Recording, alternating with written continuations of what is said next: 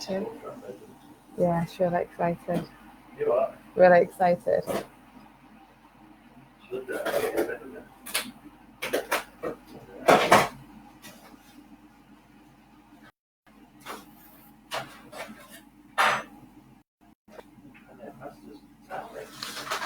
And I'm on. Hello. Hello. Say hello if you're just joining us. I'm a little bit late tonight, so you might hear some background noise. There's cups of teas and stuff are being made because my partner's not been in from work long.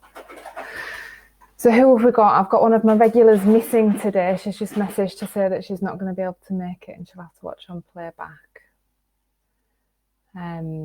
Say hi. It's not the usual, it's not the same link as what I posted earlier because I was waiting to go live, and I think because if you don't start dead on past, it took my previous post away from me, so it looks like I'm doing a new one, but it's hi Victoria, I'm glad you joined.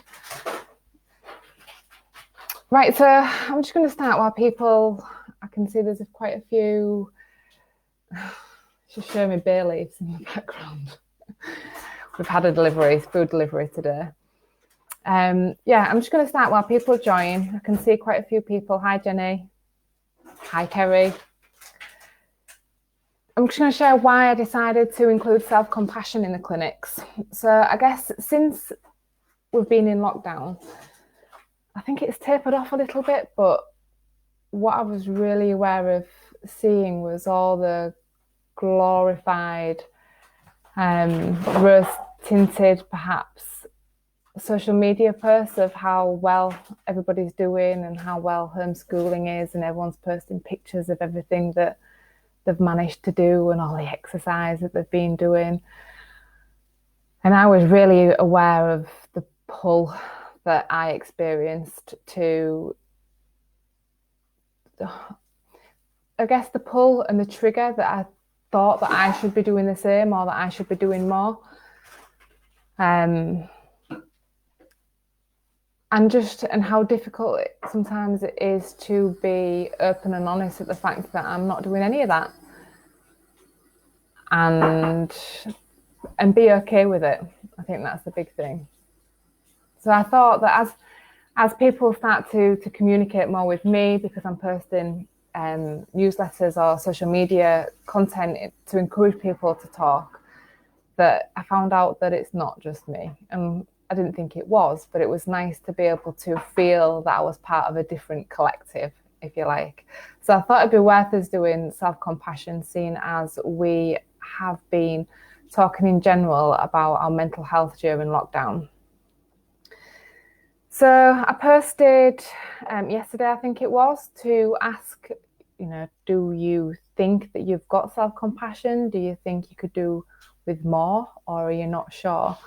It's always a difficult one to post stuff like that on social media because your name goes next to it when you comment. So I always appreciate that you may choose not to comment things like that on the actual page and send me private messages, and I totally appreciate.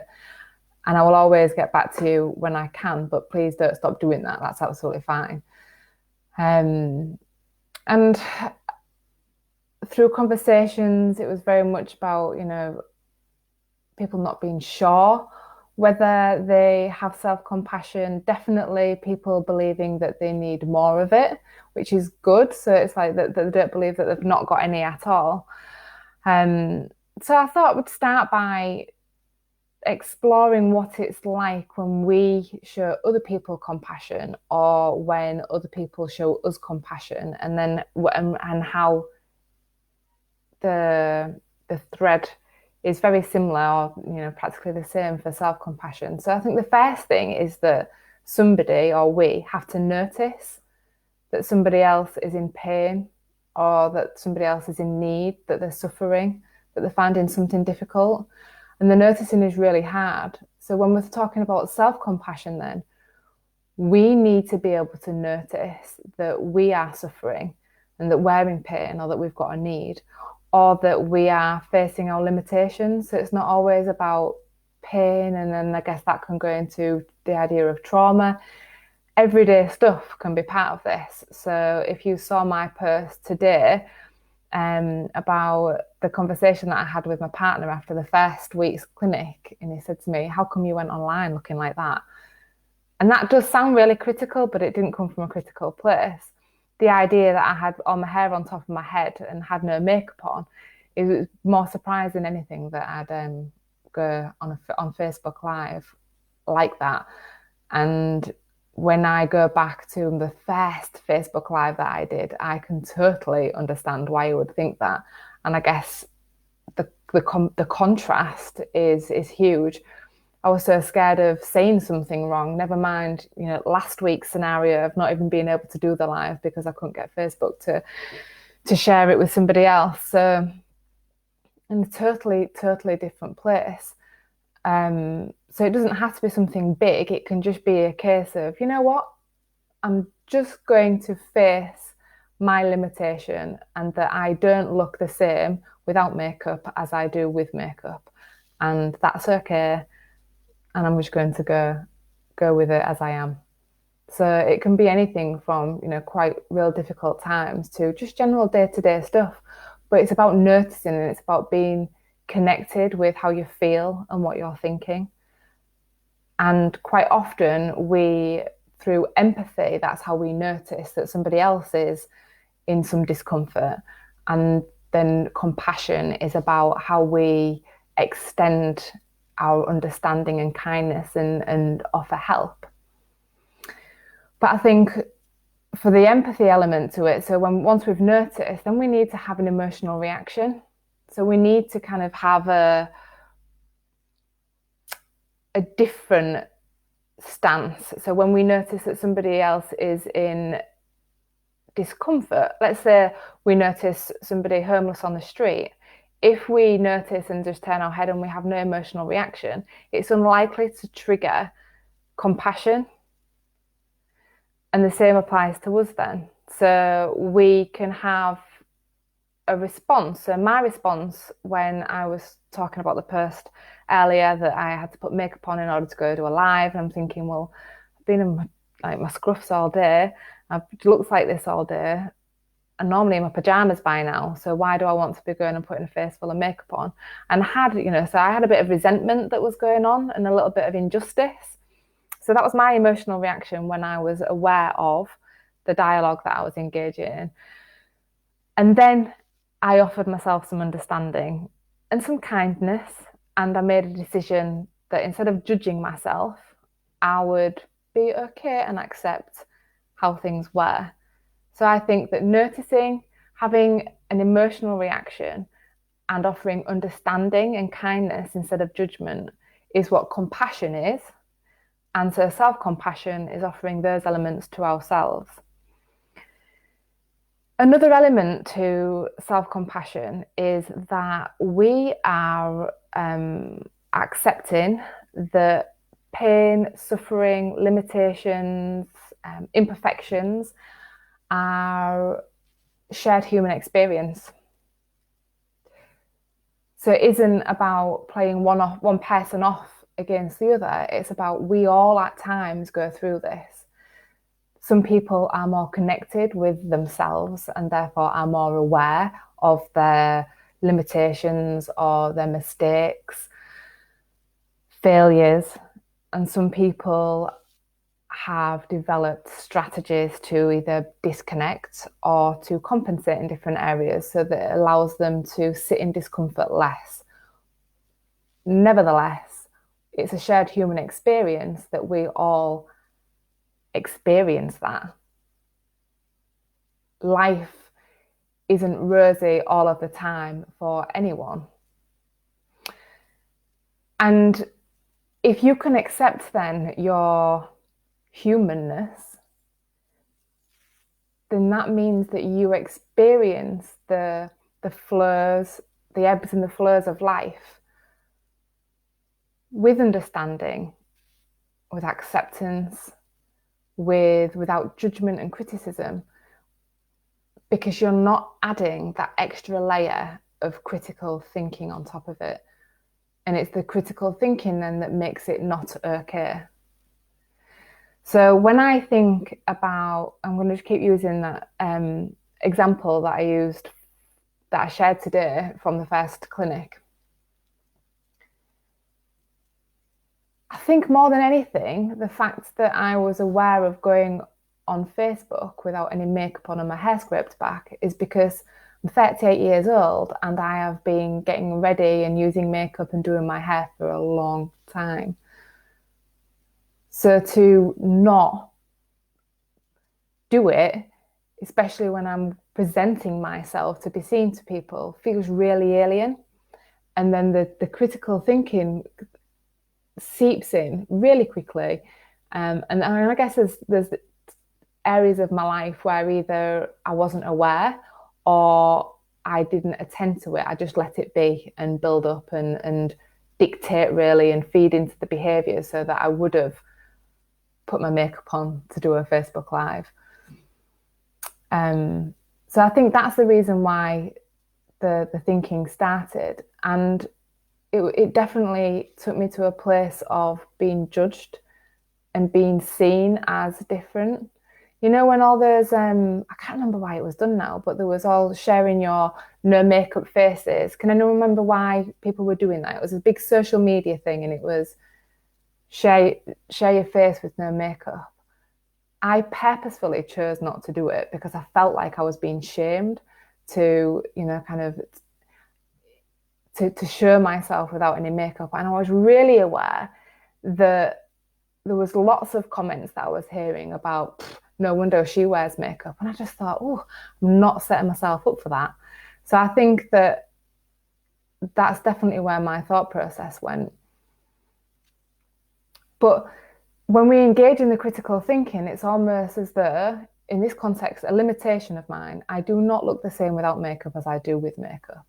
I mean, call that a limitation or not, but for examples, we'll go with the fact that I'm going to call it a limitation. When we layer critical thinking and meaning onto our humanness, then what it does is that it's almost as though our critical thinking is the thing that defines us, that we give added value or we take value away from ourselves. So we put value on the fact that I need to be wearing makeup, or I take value away from myself that I'm not good enough without makeup. And it's almost as though them human traits, the limitations, the pain, the mistakes, the failures, the fortunes define us, and they're not. And they don't. We all experience it, and it's one moment in time, and it's how we move on from that actually defines us, not other people's perspectives or other people's meaning of it. And that's can be really challenging, can't it? Is that sometimes we feel as though other people's meaning and ideas about ourselves almost contaminate us and become part of ourselves when they're not. We're very, very separate, but separating it can be really difficult. So it can be a challenge in itself to be able to give yourself permission to be human and have all these elements to your human existence, which, like I said, everybody does. But then to separate yourself from what other people think about it, because not everybody thinks like this. Some people do live in a critical world and therefore project criticism onto other people as well. So it can be really difficult, but I think if we accept our humanness, then we can become more resilient and accepting of what life offers, the good and the challenging. And if we have the self-compassion, then we can attend to our mental health a lot better. Self-compassion is not self-indulgent. So, you know, I think sometimes we can have the notion that if you have self-compassion, it's as though you're going to be able to wrap it around yourself and never come out again. But what self-compassion has is the long-term aim of being happy and healthy. So for example, let's just say I have a really, really stressful job and I work all hours. And so my self-compassion lends me to drink a bottle of wine every night when I get in from work. Or I'm feeling lonely or I'm feeling particularly stressed. And so I'm going to eat whatever I want because I'm just going to be kind to myself and treat myself with food, alcohol, drugs, sex, whatever that may be. But ultimately, there's an element of pain and discomfort that comes with those things, that it doesn't promote health. It can be risky. And also it can then fall into a degree of sabotage. So whenever I think as a nation really, we seem to move away or discount how important things like self-compassion are because it's deemed self-indulgent or self-pity even. Both self-indulgence and pity means that you aren't seeing yourself really as a human with shared experience, that it's almost like you're engulfed in your own pain and your own discomfort. And like I say, you kind of wrap yourself up in it and choose not to come out. Whereas if you've got self-compassion, don't forget that one of the elements is understanding, kindness, and offering of help. And so you do that to yourself. And there is sometimes a level of discomfort involved. To stop smoking, for example, can be very uncomfortable. It can be really difficult. To stop drinking, stop using drugs. So it's not that there's no pain to it. It's just that the long-term aim is about health and happiness and doing it through kindness and not judgment. How's this sounding? I can see that we've got quite a few people. Let me know if you've got any questions so far, because I'm just going to go into how it's different to self-esteem. So I work with a lot of parents and carers, specifically working for One Adoption. That's the main area that I work with parents. And quite often what comes up is the concern of self-esteem. Self-esteem and self-compassion, I think, are linked, but are different.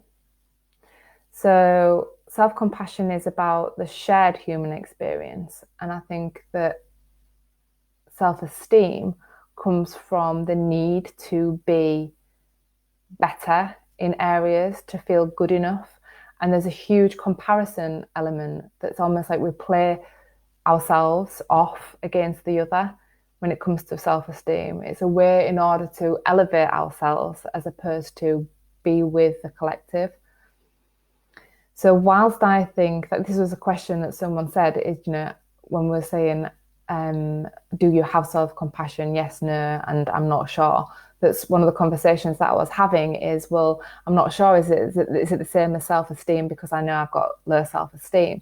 And I think that they're connected, because if you don't see yourself worthy of, then you may not see yourself worthy of kindness. And I think also when we take it to another theory in transactional analysis is the theory of life positions. So if you, in comparison to other people, see yourself as not okay, lacking,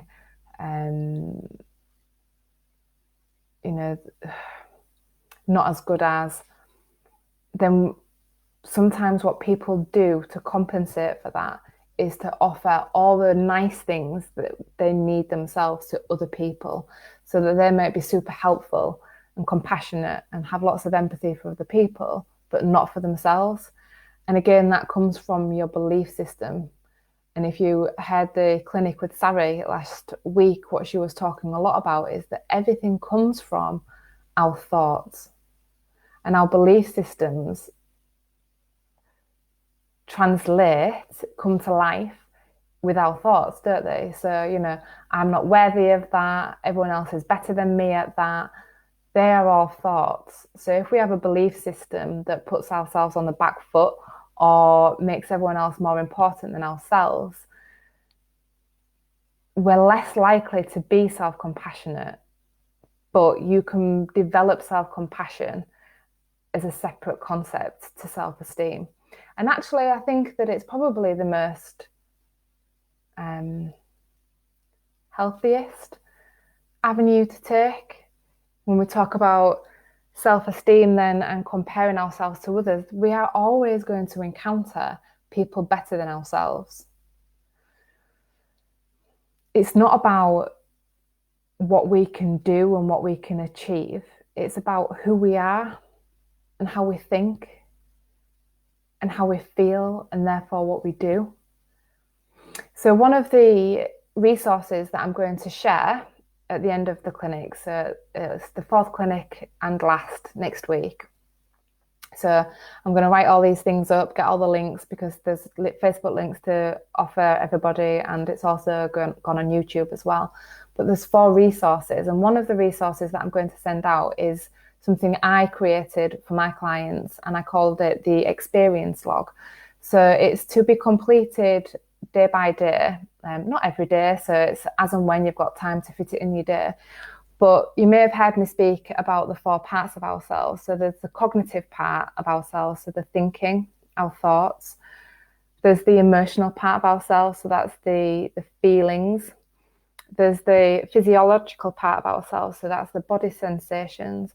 And then there's the behavioural part of ourselves, so the things we do and our urges that we have, the things that we feel inclined to do. So, and what I've done is that on the sheet, what you'll get is an area for you to say what the events have been for the day. And then it's a time to sit and reflect and to pick out your thoughts. So whereas I was saying that you need to be aware and notice that you're having critical thinking, or that you're not being very kind to yourself, or that you are actually suffering and that you're having challenging thoughts, and that the emotions that are being triggered from them are causing you discomfort and pain. And this experience log allows you to do that. And over a period of time, you can connect more with your body, because it allows you then to reflect and see where your aches and pains are, where your tension is. You may have noticed that during the day that you've needed the toilet more. Is it linked to stress and anxiety? And you can also see then if the way that you think and the way that you feel flow in a way that serves you well with your behaviour. So let's just say you're thinking and feeling, okay, let's take my example again. I'm thinking that I need to put makeup on for a Facebook Live. I'm feeling resentful, a bit of shame maybe that I don't look the same as I do when I've got makeup on. Does my behaviour then go into, so I go and put some makeup on and I'll discount myself, discount my humanness, discount the fact that I am who I am, and I'm going to break out into song then, and I have limitations, that I do need to pencil my eyebrows on to look like I have some, that I don't get much sleep at the moment, so I have quite dark rings around my eyes. And if my behaviour doesn't support or serve me well or offer me understanding and kindness, then it allows you just to reflect and see patterns on these 4 parts of yourself. So that's something that I'm going to offer out. And I think also it's worth mentioning the other resource that I'm sending out is a resource of the window of tolerance. So when we feel very safe, we are said to be in our window of tolerance, that we feel safe, content, we can be social, we generally do the things that keep us ticking over. And when we push our window of tolerance, then become stimulated or overstimulated or understimulated. When I said earlier in this clinic about the first time that I did a Facebook Live, going on to a live Facebook clinic, for example, was not within my window of tolerance. Doing a Facebook Live full stop was not within my window of tolerance. It caused me anxiety. It meant that I stuttered. It meant that my temperature went through the roof. But over a period of time, what I've done is push and heighten, and bit by bit, with kindness, I was gentle, I developed a nurturing dialogue, and bit by bit, my no makeup wearing, for example, may have been, I could do it to the corner shop, then I could go to the big superstore, then I could maybe walk into town, and then I go in front of everybody. And I've turned up to work in the office with no makeup on before, because life just not has dealt me a good morning. So I've been able to accept it. So I'm going to send that resource as well, and it'll help you understand how you can push your boundaries or extend your window of tolerance, but also the need to do it with kindness and to be gentle. Because what can happen is that once you start changing your beliefs them, or confronting them at least, you can experience what's called a bit of a backlash. So you may have heightened emotion or heightened cognitive processes. So your critical thinking may get worse initially because you're connecting with it more and because you're confronting with it more. You know, as somebody starts to explore their entitlement to be well, to be social, to be loved, and all those things, sometimes what can happen is kind of like, God, who do I think I am? You know, like, I just need to, you know, I need to not remember where I've come from and almost crawl back under my rock. So sometimes when you start to confront your own processes, it can be quite difficult. And so the need to be gentle and to have a slow pace is really important. And that window of tolerance resource that I've got is going to be really useful for that. If you haven't signed up, so if you receive my newsletter, you will naturally, automatically receive those resources. If you don't, then what I'm going to do is I'm going to share the link where you can get it specifically for the resources in this video when I've finished. So, where do we think self-compassion is needed during lockdown? So we've got, you know, fluctuating between 12 and 16 people watching this live. If anyone's willing to offer, as you listen, where you think that you could be able to offer yourself a little bit more self-compassion generally, but specifically seeing as the clinics are in response to the lockdown and the COVID-19, where do you think that you could start to offer yourself a little bit more self-compassion? What I was thinking when I was doing this is homeschooling. You know, the expectation that our children should be doing 9 till 3:30 or 3 o'clock of schoolwork, and the reality of that, and how, you know, talk about falling short, and understanding why, and you're not the only one, and the dynamics at home are totally different, and more often than not, the parents that are struggling are not teachers. So we all have limitations, and we may fall short of what maybe the school expects us to do, what we thought we were able to do. So accepting our humanness then, and knowing that you're not the only one, that is going to be a challenge for a lot of people. I think self-compassion, adjustment of expectations is really useful right now. I think having a tidy house. Who's feeling that one? I know, I know I certainly am. Diet, the extent to what you're exercising. You know, I'm not talking about being self-indulgent here and just think hard, so I'm just not going to do it. But if your situation, you know, kind of fit working, you haven't got any childcare because we're in lockdown, your expectations are maybe too high, and in part you really may be missing it. And if you know that in the long term you're going to get back on track, then self-compassion would encourage you to ease off a little bit.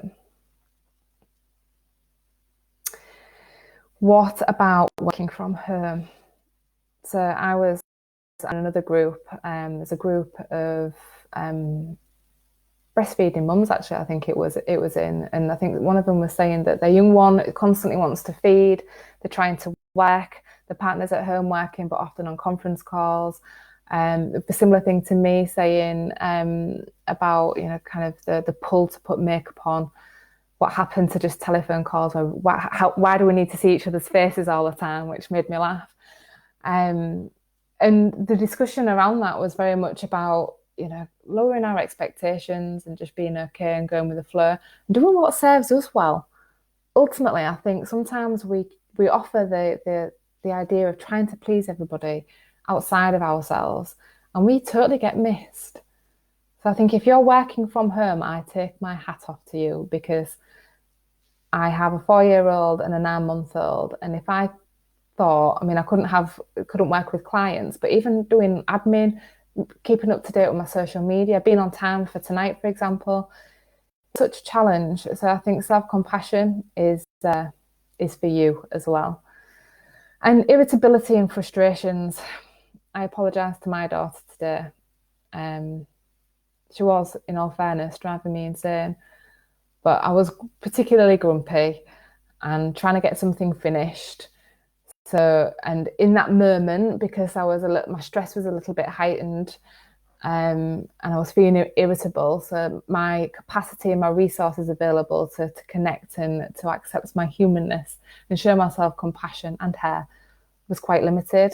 But afterwards, I was just kind of tidying up from lunch, and I went and I said, "I'm sorry," and I was grumpy, but I shouldn't have taken it out and been grumpy towards her. And she said that she was sorry too. So I think, you know, our self-compassion, and if we're able to model it, also filters down to our children as well. So if you are recognizing that you are perhaps not great at offering your self-compassion, a good place to start, if noticing is important, then it's connecting with your internal dialogue. So that's the voice, your voice inside your head. Now, I think this was mentioned in the first clinic, and I think someone specifically said, how do you improve your internal dialogue? Because we either have a critical internal dialogue or a nurturing internal dialogue. And criticism isn't all bad. It's the one that enforces our boundaries. It's the one that makes us turn up on time and things like that. So, you know, there's elements of that that's useful. But if it doesn't serve you well, if you're giving yourself a hard time, then it may be that you need to up your nurture. But it's about being aware of it and catching it. And that's sometimes really difficult to do in the moment. So I would really encourage you to download, print, or make your own version of the experience log that I send out, and give yourself some time to reflect and connect with the thoughts that you've been having. The more you do it, the more you do the experience log, the more you offer self-compassion, that pattern becomes enforced and it becomes stronger. So like last week, we were talking that when your thoughts trigger things like anxiety and panic, the internal systems become strengthened. So anxiety and panic can feel as though they're happening without any input from you whatsoever. And that's not true, but it can feel like that because your system is so well rehearsed. So the more rehearsed, the healthier things that serve us well, the better we get at it, the more able in stressful situations we are to be able to access it. So I would say, be aware of your criticism and confront it. So in the post that I shared today about me not wearing any makeup to go on Facebook, I think my confrontation was, does it matter? Does it affect the quality that I offer, the people that listen? And will it sabotage my professional capacity to get clients? The answer to that was no. What I look like without makeup does not define me. It doesn't affect why you're here. It doesn't affect why I'm showing up. So I chose so if you confront it, it allows you that really explicit process to think, oh, hang on a minute, actually, that doesn't even make sense. And quite often, you know, if I had a penny even for every time a client says to me, saying it out loud sounds weird, or saying it out loud sounds daft. Like, they're not daft and weird, But saying it out loud and having that very explicit process where you're engaging almost in a conversation with yourself makes it sound really different. And then it sits really different. And you're like, I don't think I really want to continue with that. And it helps you navigate where you want to go with it. So develop the nurturing dialogue. A good way to do that is if your best friend or your child was telling you what you tell yourself, what would you tell them back? And that might be an obvious one. But when you say it, when you explore what you would say to them, think about then why you're unable to hear that from yourself. What is your barrier? What's stopping you? What beliefs is it that you need to go against in order to be able to offer yourself self-compassion? Be aware of the backlash. Do it gently. Do it mindfully. So without judgment. It's about being aware of discomfort, shortcomings, limitations, and accepting them. Offering yourself kindness and not judgment. So that's everything that I've got for you today. Does anyone have any questions?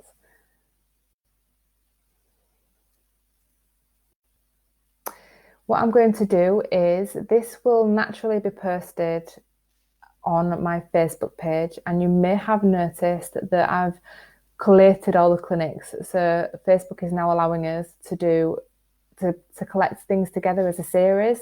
So I'm going to put it in there. I'll put the link in my group for parents and carers. You'll have that too. I'll put it in the event so you can just see it down there, because I know that there's some people that haven't been able to make it live. So I said I'd put it there.